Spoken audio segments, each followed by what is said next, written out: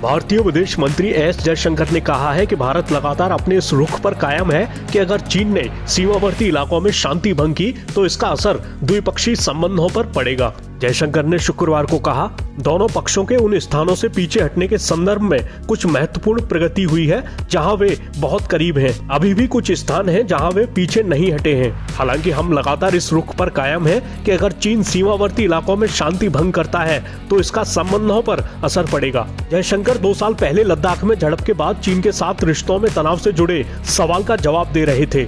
जयशंकर ने कहा, मैंने 2020 और 2021 में कहा है और 2022 में भी कह रहा हूं कि हमारे संबंध सामान्य नहीं है। अगर सीमा पर स्थिति सामान्य नहीं है तो ये सामान्य नहीं रह सकते और सीमा की स्थिति अभी सामान्य नहीं है। उन्होंने कहा कि सीमा की स्थिति एक बड़ी समस्या बनी हुई है क्योंकि सेना पिछली 2 सर्दियों से वहां डटी हुई है। जयशंकर ने शुक्रवार को ये भी कहा कि जब चीन जैसी क्षेत्रीय शक्ति महाशक्ति बनने की ओर बढ़ रही हो तो भारत को इससे होने वाले अस्थिरतापूर्ण बदलावों के लिए तैयार रहना होगा।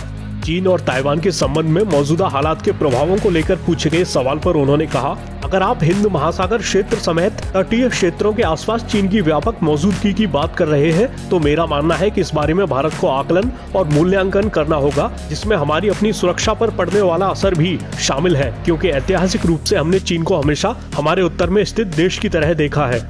इस स्थिति पर हम नजर रखे रहते हैं। उन्होंने कहा, जब कोई शक्ति क्षेत्रीय ताकत से महाशक्ति बनने की ओर बढ़ रही हो तो बहुत अस्थिरतापूर्ण बदलाव होते हैं और इन बदलावों के लिए हमारे देश को तैयार रहना होगा। जब हमारे हित शामिल हो तो मुझे लगता है कि ये बात बहुत मायने रखती है कि हम अपने हितों की रक्षा करने के लिए बहुत स्पष्ट और दृढ़ हों।